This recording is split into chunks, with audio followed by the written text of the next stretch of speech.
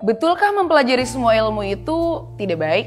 Pendidikan memang tidak boleh didominasi oleh satu orang ataupun kelompok karena pendidikan memfasilitasi kepentingan semua orang untuk bertransformasi dari tidak mampu menjadi mampu.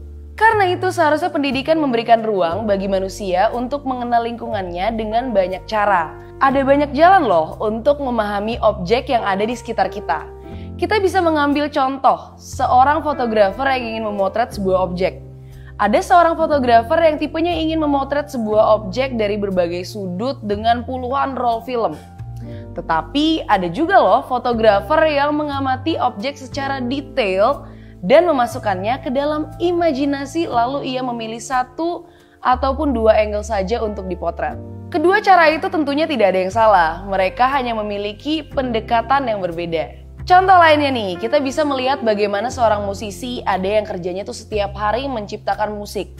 Tetapi ada juga seorang musisi yang setiap hari mendengarkan musik dan hanya menulis lagu sebulan sekali karena menarik inspirasinya dari mendengarkan banyak musik. Keduanya juga tidak ada yang salah. Keduanya sama-sama bisa menghasilkan karya-karya yang bagus.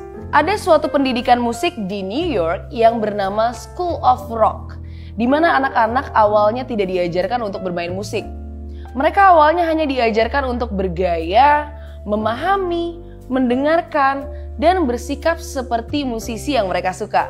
Untuk sebagian musisi, belajar musik di usia dewasa bukanlah sebuah masalah.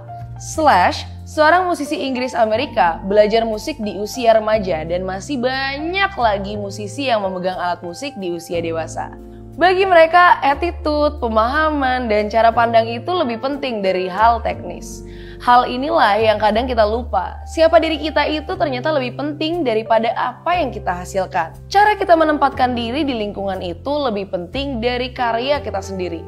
Mungkin kalian pernah dengar nih, Doudna, seorang pemenang Nobel dan salah satu ahli genetika terbaik di muka bumi.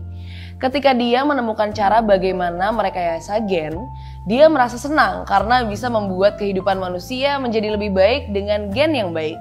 Tetapi memikirkan tentang kehidupan sesudahnya itu lebih sulit dibandingkan menemukan cara merekayasa gen.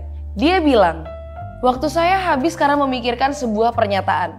Apabila semua manusia di dunia ini secara genetika baik, maka saya yakin jawabannya adalah dunia akan menjadi lebih buruk."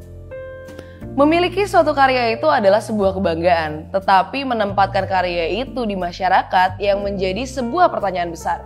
Pendidikan itu memfasilitasi kepentingan semua orang. Bila di dunia ini tidak ada kanker, maka kita tidak akan memiliki ilmu kedokteran yang maju seperti sekarang.